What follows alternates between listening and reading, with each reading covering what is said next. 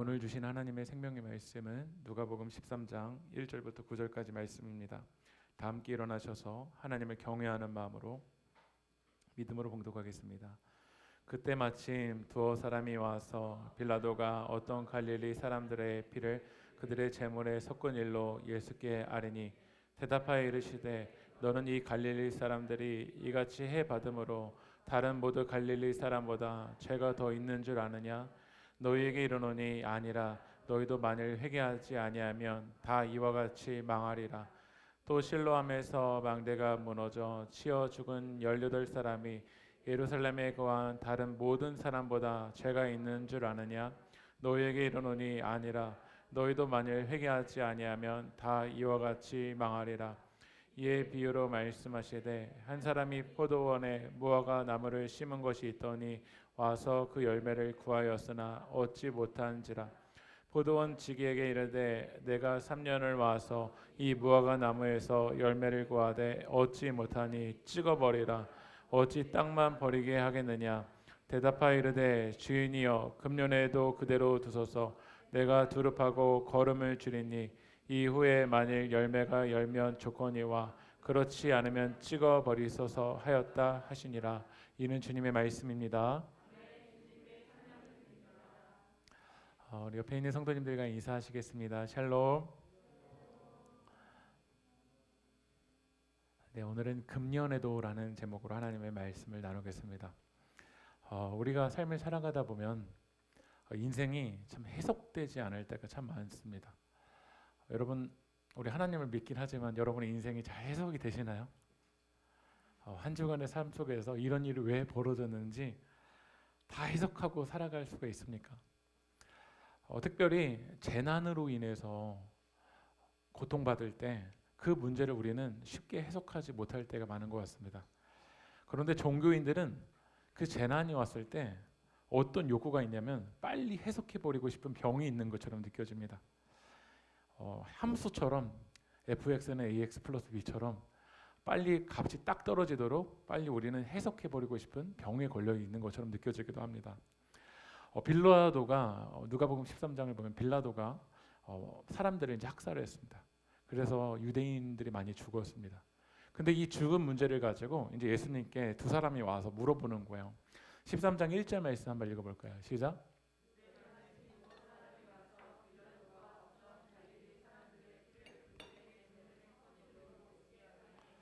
예수님께 물어보는 거죠. 예수님, 이 사람들 왜 죽은 거예요?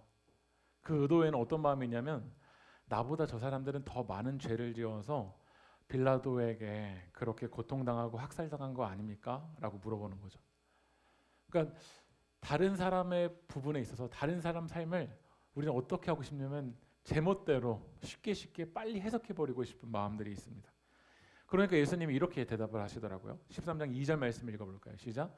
대답하여 이르시되 너희는 이 갈릴리 사람들이 이같이 해받음으로 다른 모든 갈릴리 사람보다 죄가 더 있는 줄 아느냐 물어보시는 거예요.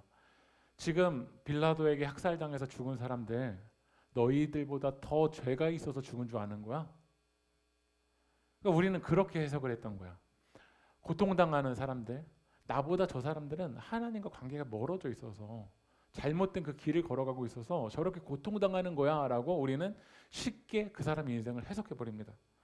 그럼 예수님이 그들에게 또 물어보는 거예요. 당시 예루살렘에 어떤 일이 있었냐면요, 13장 4절 말씀 한번 읽어볼게요. 시작. 망대가 무너져 치어 죽은 18사람이 예루살렘에 거한 다른 모든 사람보다 죄가 더 있는 줄 아느냐. 실로암에서 이제 망대가 무너진 거예요. 이런 재난이 벌어진 거죠.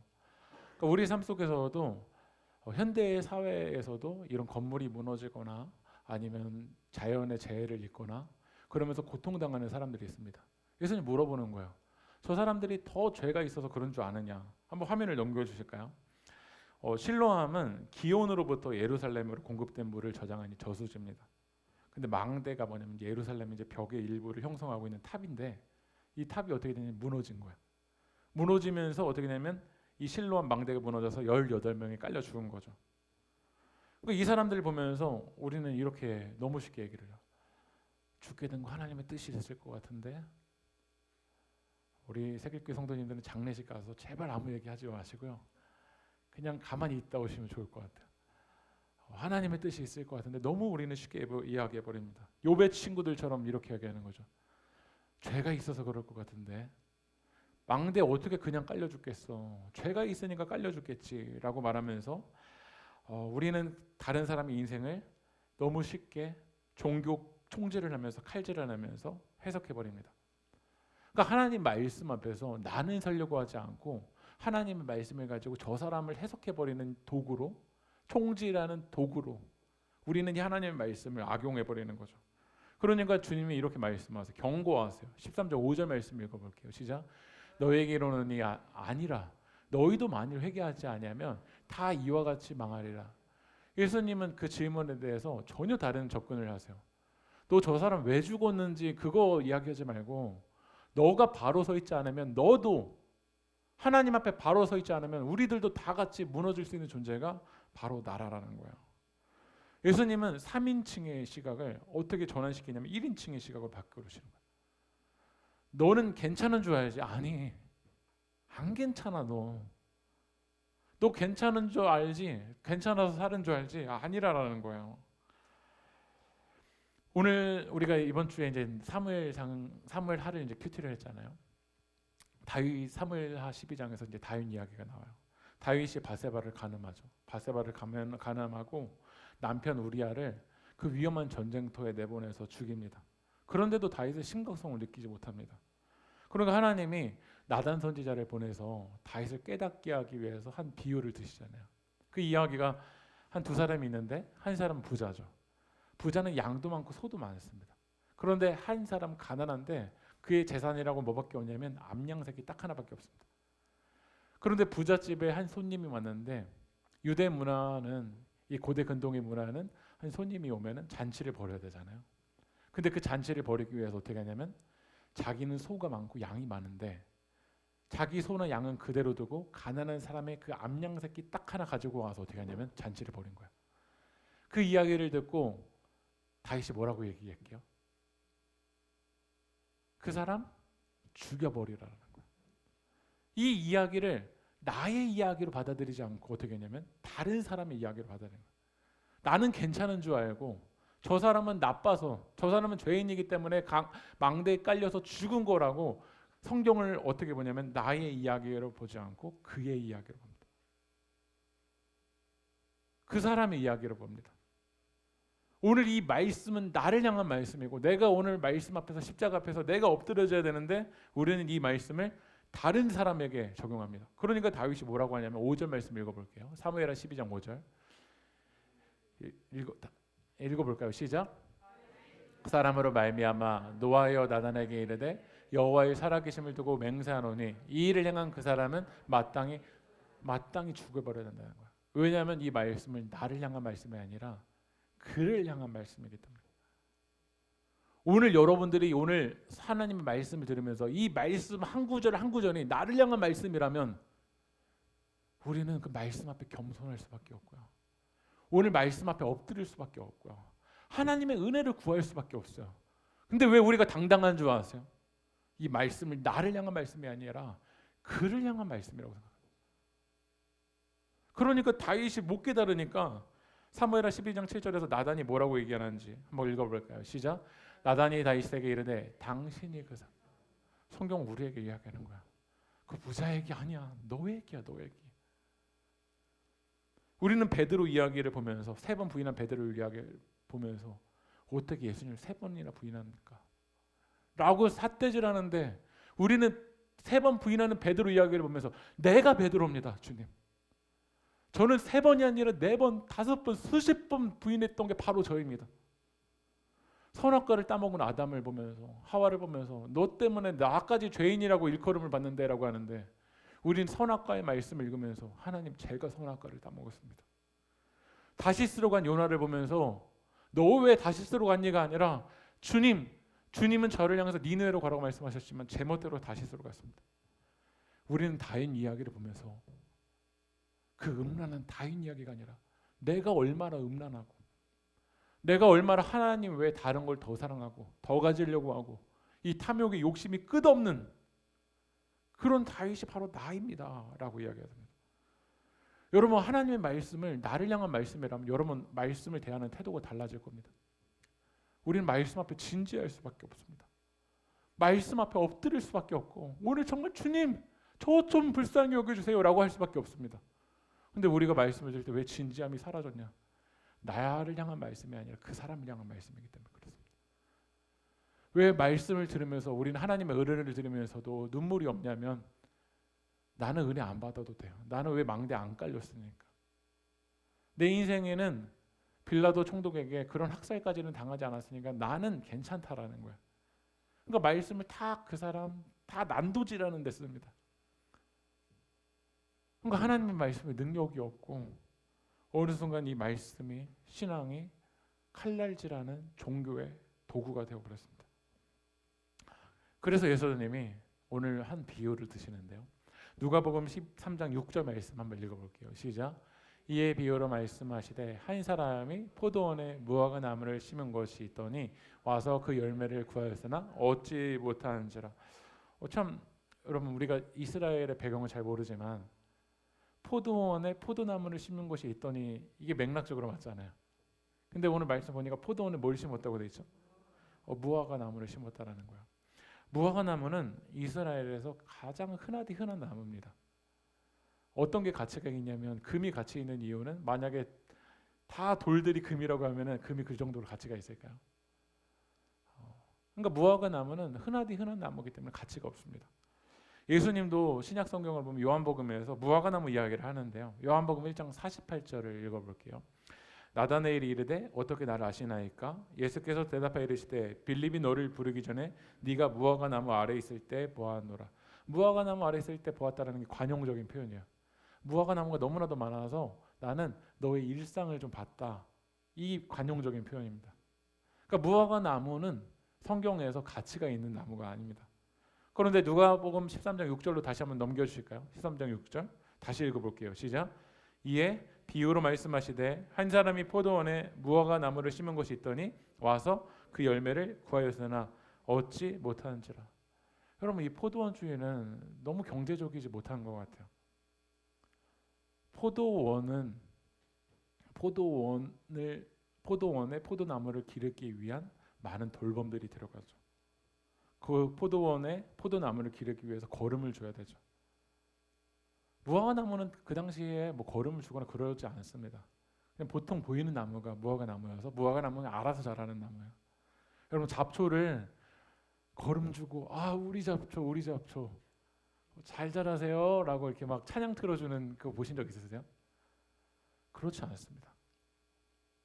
근데 포도원에 무화과 나무를 심었다라는 건요. 오늘 포도원 주인이 포도원에서 포도나무를 기르듯이 무화과 나무를 돌보겠다라는 거예요. 무화과 나무에게 거름을 주겠다라는 거예요. 저는 이 말씀을 읽으면서 포도원 주인은 바보처럼 느껴졌어요. 이 사람 바보 아니에요? 이게 이렇게 보니까 우리가 확 다가오지 않는데요. 저희 상가 1층에 횟집이 있잖아요. 횟집이 얼마인 줄 아세요? 월세가요? 900만 원입니다. 횟집이요. 관리비까지 하면 한 달에 1,200만 원 정도 내야 됩니다. 근데 여러분 그 1,200만 원을 매달 내야 되는 곳에 아무런 경제 활동이 되지 않는 거를 너 여기서 해봐 라고 하는 거랑 마찬가지입니다. 제가 어제 이렇게 부동산 잘 모르는데 한번 찾아봤거든요. 지금 명동을 보니까요. 명동이 네이처 리퍼블릭 있는데 여러분 가보신 적 있나요? 거기가 한 달에 월세가 어떠냐면요. 보증금이 60억을 넣어야 되고요. 그리고 한 달 월세가 얼마죠? 그거 2009년도고요. 2012년도에 2억 5천이고요. 2020년에 월세가 3억입니다. 월세 3억이 되는 그 공간에 여러분 무화과 나무 가치도 없는 거 너 여기서 한번 경영해봐 라고 하는 거 마찬가지입니다. 전국에서 땅값이 제일 비싼 그 명동, 강남에는요 그만한 가치가 되는 사업을 하는 게 맞습니다. 네이처 리퍼블릭을 들어와야 되고요, 나이키가 들어와야 되고 아디다스가 들어오는 게 맞습니다.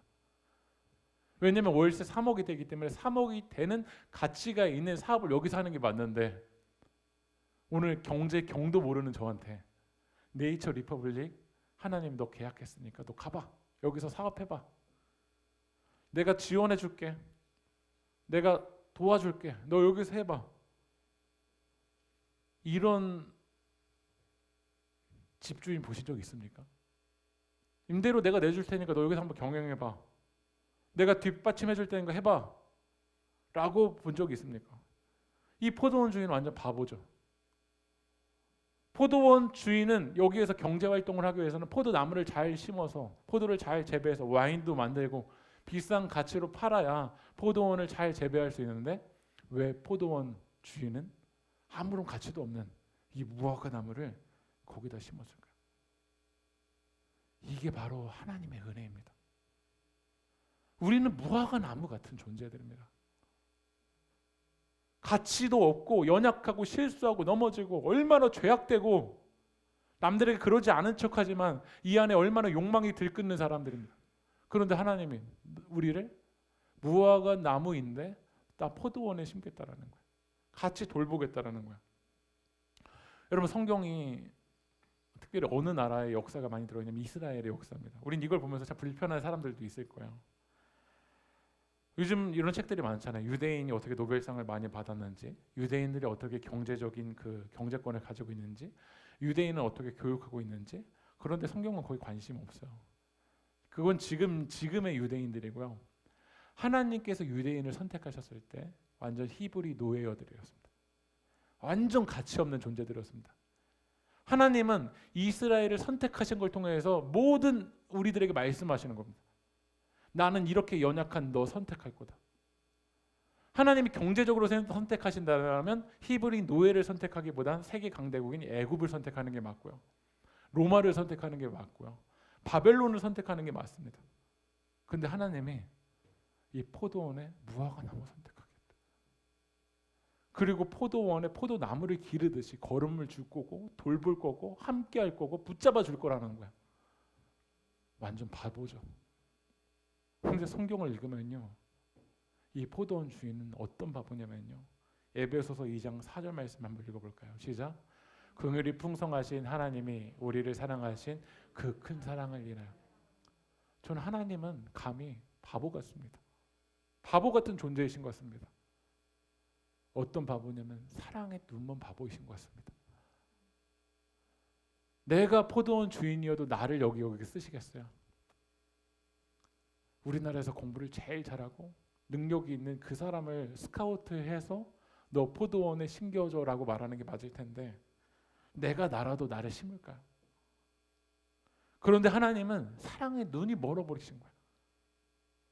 그래서 무화과 나무 같은 존재를 오늘 말씀하시는 거야. 난 너 너무 하나도 사랑해.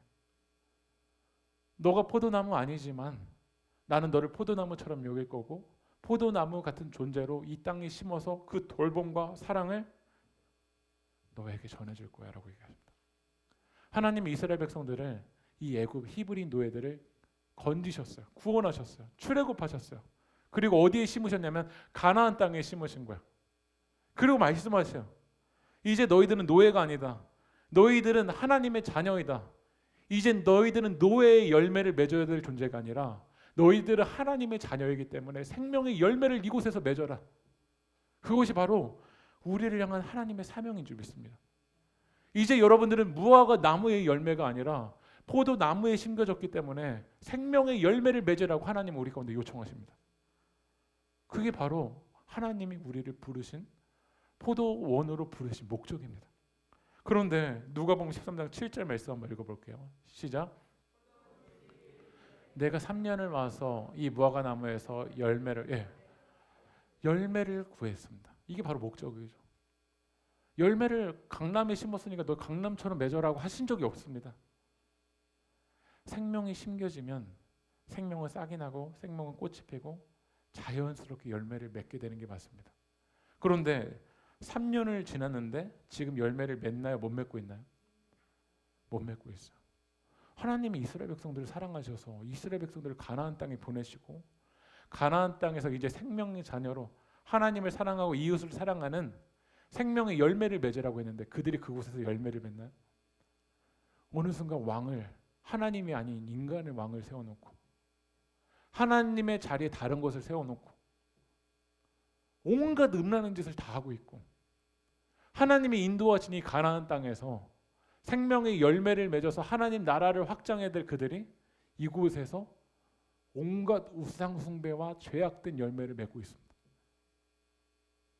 오늘 이 말씀 우리는 이스라엘 이야기로 할 게 아니라 나의 이야기로 봐요. 무화과 나무인 나를 하나님이 포도원으로 보내셨습니다. 왜요? 그곳에서 이제는 죄악된 열매 맺지 말고 생명의 열매를 맺어 나가라고. 너 이제 하나님의 자녀니까, 노예 아니고 하나님의 자녀니까 자녀다운 열매를 맺어가라고 하나님이 우리를 보내주셨습니다. 그런데 우리는 뭐하고 있죠? 포도원 주인이 이야기하는 거야. 찍어버리라는 거야. 여러분 분명한 건요, 하나님은 공의의 하나님이십니다. 여러분 믿으십니까? 아담과 하와가 선악과를 따먹었는데 하나님 그냥 내버려 두지 않으십니다. 하나님은 심판의 하나님이십니다. 우리가 잘못된 길로 갈 때 좋은 게 좋은 거지라고 넘어가시는 분이 아니십니다.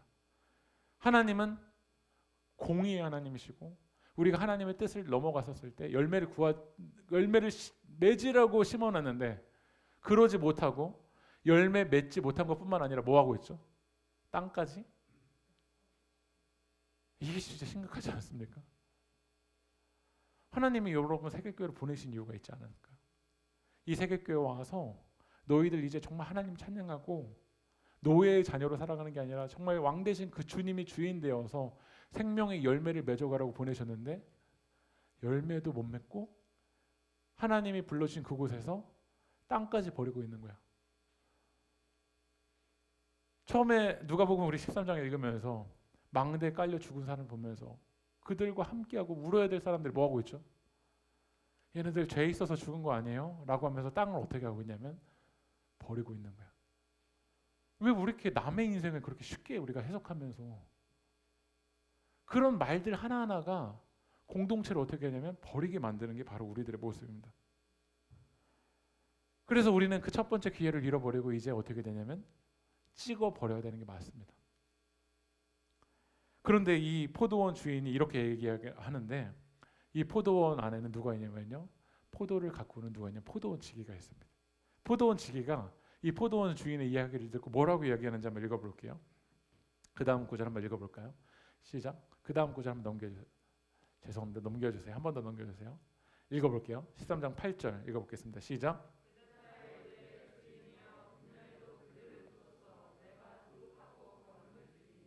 우리는 첫 번째 기회 잃어버렸잖아요. 하나님의 사랑으로 무화과 나무인 우리들이, 히브리 노예인 우리들이 이제 생명의 땅에 심겨졌는데 열매 맺지 못하고 우리는 그 온갖 우상 숭배와 하나님이 아니라 죄악된 그 길로 걸어갔잖아요. 그런데 포도원 지기가 이야기하는 거야. 주인님, 주인이요, 한 번만 좀 기회 다시 주시면 안 돼요? 여러분 기회를 다시 주기 위해서는 포도원 지기가 뭐 해야 되냐면요, 다시 파야 되고 다시 거름을 줘야 됩니다. 우리는 하나님을 떠나서 첫 번째 기회를 잃어버린 사람들입니다. 첫 번째 기회 잃어버린 우리들에게 두 번째 기회 주기 위해서는 비싼 가치가 있는 것일수록 많은 대가를 지불해야 두 번째 기회가 주어집니다. 오늘 포도원 지기가 이야기하는 거예요. 그대로 두시면 안 돼요. 한 번만 좀 살려주시면 안 돼요. 제가 두릅하고 제가 거름을 주겠습니다. 거름을 주겠다라는 거니 거름이 돼서 딴 거 썩어버리겠다라는 거잖아요. 우리들에게 두 번째 기회를 주시기 위해서 예수님이 인간의 몸을 입고 이 땅 가운데 오셔서 어떻게 되셨냐면 썩어버리셨습니다. 왜냐하면 우리에게 두 번째 기회 주시기 위해서. 에베소서 2장 4절부터 5절 한번 읽어볼까요? 시작. 긍휼이 풍성하신 하나님이 우리를 사랑하신 그 큰 사랑을 인하여 허물로 죽은 우리를 그리스도와 함께 살린. 우리는 첫 번째 기회를 잃어버려서 죽어야 됩니다. 근데 포도원 지기가 이야기하는 거예요. 잠깐만요. 금년에도 제발 놔둬주시면 안 돼요. 여러분 이 두 번째 기회를 얻기 위해서 예수님이 어떻게 하셨냐면 인간의 몸을 입고 이 땅 가운데 오셔서 여러분의 영혼을 살리기 위해서 허물로 죽었기 때문에 우리가 살아난 줄 믿습니다. 그러면 이제 두 번째 기회를 얻은 우리들이 이제 어떻게 걸어가야 될까요? 첫 번째 기회는 목적 잃어버리고 온갖 욕망과 욕심대로 살았던 우리들이 이제 하나님의 그 크신 사랑으로 인해서 두 번째 기회를 얻었다면 이제 우리 어떻게 걸어가야 될까요? 이제는 정말 그 두 번째 기회를 살리기 위한 것이 여러분의 목적이 될 줄 믿습니다. 이제 무화과 나무인 우리들이 포도원에서 생명의 열매를 맺기 위해서 살아가는 거, 이게 우리의 목적이어야 됩니다. 단순히 돈을 쫓아가는 게 우리의 목적이 되어서는 안 되고, 그건 첫 번째 기회 잃어버려서 주님이 우리 살리기 위해서 대가 지불하셨잖아요. 주님이 살리신 다음에 뭐라고 말씀하시냐면요, 13장 9절 한번 읽어볼까요? 시작. 이후에 만일 열매가 열면 좋거니와 그렇지 않으면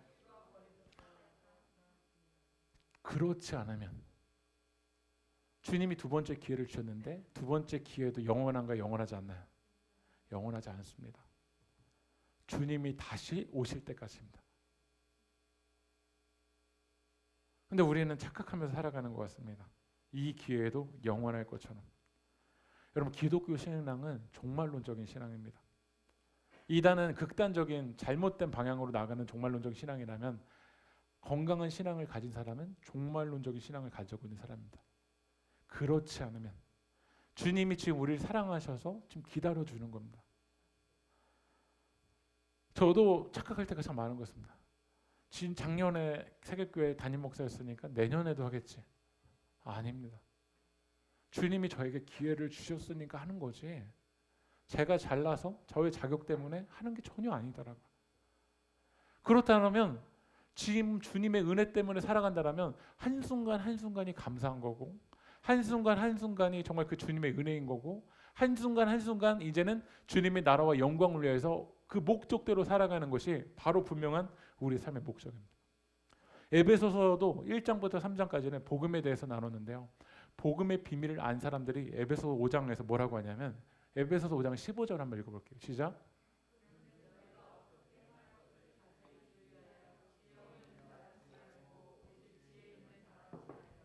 너 두 번째 기회 얻었으면 이제는 지혜 있이 살아야잖아. 그럼 지혜 있다라는 게 뭘까요? 16절을 딱 넘어오면요, 16절을 읽어볼까요? 시작. 세월을 아끼라 때가 악하니라. 우리에게 두 번째 기회를 주신 하나님의 목적이 있습니다. 지금 이 타이밍입니다. 하나님 우리 사랑해서 기다려 주시는 겁니다. 원래 우리들이 있어야 될 자리에 누가 있어야 되냐면요, 포도나무가 심겨져야 될 자리입니다. 근데 포도나무가 심겨져서 경제적인 이득을 얻어야 될 자리를 포도원 주인은 포기하고 희생하고, 왜? 사랑하니까. 자격이 안 되지만 죽기까지 사랑하지만 하니까. 첫 번째 기회 잃어버렸지만 포도원 지기가 또 이야기하죠. 금년에도 그대로 두소서. 제가 걸음을 줄게요. 제가 한 번 더 돌볼게요. 그래서 예수님은 우리를 죽기까지 사랑하셔서 여러분을 두 번째 기회 주셨습니다. 이제 우리는 두 번째 기회를 얻은 사람들입니다. 저는 이 말씀을 묵상하면서 우리 세계교회가 어떻게 또 다른 열매를 맺을 수 있을까? 그건 무엇이냐면, 나 같은 무화과 나무가 우리 세계교회 공동체 안에, 여러분의 가정 안에 또 심겨질 수 있냐라고 주님 물어보시는 것 같았어요. 나도 무화과 나무인데 여기 심겨졌잖아요. 그럼 열매를 맺는다라는 건 뭐냐면, 무화과 나무에서 또 다른 뭐가 심겨져야 되죠? 또 다른 무화과 나무가 와야죠. 근데 우리가 또 다른 무화과 나무가 올 때 망대가 무너지고 인생의 고난을 겪고 있는 사람을 향해서 여러분이 너무나도 쉽게 그 인생을 해석해버리고 판단해버리면 그 무화과 나무가 포도원에 심겨질 수 있을까요? 그 무화과 나무가 또 아름다운 열매를 맺기 위해서는 누군가는 눈물로 기도해야 되고, 누군가는 사랑으로 붙잡아줘야 되고, 누군가는 기다려줘야 되고, 누군가는 헌신해줘야 되고, 누군가는 하나님의 뜻이 무엇인지를 정확하게 복음이 뭔지를 분명하게 전해줘야 됩니다. 그래야 또 다른 열매가 맺어갑니다. 2022년이 이제 10월을 또 중반이 지나갑니다. 여러분, 올 한 해 어떤 열매를 맺기 위해서 그렇게 오셨습니까? 올 한 해 여러분, 하나님이 여러분을 부르신 목적이 뭡니까 도대체? 두 번째 기회 주신 이유가 뭡니까? 포도원 지기가 괜히 죽은 겁니까? 포도원 지기가 왜 도대체 그냥 죽은 겁니까? 분명히 여러분을 부르신 목적이 있고 여러분을 살리신 이유가 있습니다. 나중에 뽑힌 뒤에 그때 헌신할 걸, 그때 복음 전할 걸, 그때 기도할 걸이 아닙니다. 자리만 축내고 땅을 버리는 우리는 사람들이 되어서는 안 됩니다. 하나님의 사랑으로 무화과 나무가 오늘 포도원에 심겨졌습니다. 여러분, 이게 얼마나 은혜입니까? 얼마나 그 주님의 사랑입니까? 그 주님의 사랑을 받는 우리들, 이제 하나님이 우리에게 주신 그 기회를 주님 나라와 영광을 위해 살아가게 주님의 이름으로 축복합니다. 우리 날 사랑하는 이 예수, 포도원에 무화과 나무를 심겨주신 그 주님의 사랑이 얼마나 놀랍고 얼마나 크고 얼마나 은혜인지 우리 그 주님의 사랑을 고백하며 우리 시간 찬양합시다. 사랑하는 이 예수, 날 바라보는 이 예수, 날 지켜주는 이 예수, 날 용서하는 이, 날 용서하는 이, 다시 한번 날 사랑하는 이, 날 사랑하는 이 예수, 날 바라보는 이, 날 바라보는 이 예수, 날 지켜주는 이 예수, 날 용서하는 이, 날 용서하는 이 예수, 날 위해 죽으신 그 사랑 놀라워 영원할 수 없는 그 사랑, 날 위해 죽으신 그 사랑 놀라워 날 사랑하는 이, 날 위해 죽으신, 날 위해 죽으신 그 사랑 놀라워 영원할 수 없는 그 사랑, 날 위해 죽으신 그 사랑 놀라워 날 사랑하는 이 예수, 날 사랑하심, 날 사랑하심, 날 사랑하심, 날 사랑하심,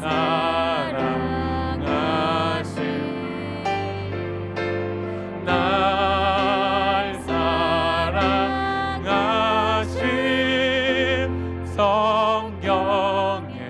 성경에서 우리 마지막으로 날 사랑하심, 날 사랑하심, 날 사랑하심,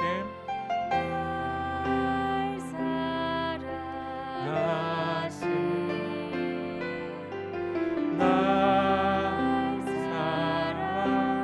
사랑하심, 성경에서 있네. 우리 기도합시다. 왜 우리는 하나님 말씀을 들으면서도 우리 안에 판단이 앞서 있고 우리 안에 정죄가 앞서 있습니까? 우리는 포도원에 있는 게 내가 포도나무여서 포도원에 있는 줄 착각하기 때문입니다. 내가 오늘 이 예배 자리에 있는 게 여러분이 대단해서입니까? 우리는 무화과 나무이기 때문에 오늘 이 포도원에서 하나님을 예배할 자격이 아무것도 안 되는 사람입니다. 그러나 포도원 주인은 철저하게 희생하면서 포도나무가 심겨질 자리지만 무화과 나무인 널 너무나도 사랑한다. 너 무화과 나무지만 나는 너를 포도원에 심을 것이고 포도나무를 심는 그 돌봄과 그 관심과 사랑으로 오늘 우리들이 이 자리에 서 있는 줄 믿습니다. 그것을 우리들이 조금이라도 안다면 오늘 우리는 이 포도원에서 하나님의 은혜를 구할 수밖에 없고, 하나님이 우리에게 주신 그 기회를 살리기 위해서 이제 주님의 나라와 영광을 위해서 살아가겠지만, 오늘 순간 우리가 교만에 빠져서 다윗처럼 이 말씀이 나를 향한 말씀이 아니라 나는 포도원 위에 자격이 되는 포도나무인 것처럼 어느 순간 교만에 빠져 있지 않습니까? 우리 기도할 때 하나님, 무화과 나무인 나를 사랑해 주셔서 제가 오늘 이 자리에 있습니다. 그 주님의 십자가 사랑 때문에 오늘 이 자리에 있습니다. 하나님, 이제는 이 포도원에서 주님이 나를 부르신 그 부르심의 목적에 맞게 살아가게 하여 주시옵소서. 나에게 주신 그 은혜에 합당한 삶을 살아가게 하여 주시옵소서. 이 포도원에서 주님 생명의 열매를 맺게 하여 주시옵소서라고 우리 제 주님의 이름 한번 부르고 동서를 도하겠습니다. 주여, 아버지 하나님, 우리 시험 무화과 나무인 우리를 하나님께서 주기까지 사랑하셔서 우리 이 시간 이 포도원에 심겨주신 이유가 있는 줄 믿습니다. 그러나 하나님, 우리가 이 포도원에서 우리가 교만에 빠져버렸습니다. 하나님이 우리를 부르신 그 부르심의 목적을 잃어버렸습니다. 이 포도원에서 그 하나님이 우리를 사랑하셔서 인행하신 그 생명의 이유를 잃어버렸습니다. 주님이 이 죄를 용서하여 주십시오. 열매도 맺지 못하고 땅만 버리고 있는 주님, 저를 불쌍히 여겨주십시오. 하나님, 이 땅에서 하나님이 우리를 사랑하셔서 부르셨는데 땅만 버리고 있는 저를 불쌍히 여겨주십시오. 저를 주님 은혜로 불쌍히 여겨주십시오. 이곳에서 하나님, 다시 하나님의 그 사랑의 목적을 우리 하나님 말씀을 통해서 다시 생명의 싹이 트게 하여 주시옵소서. 아버지 하나님, 우리 가정에 하나님 생명의 열매가 맺혀지게 하여 주시옵소서. 주님 하나님, 우리를 도와주시옵소서.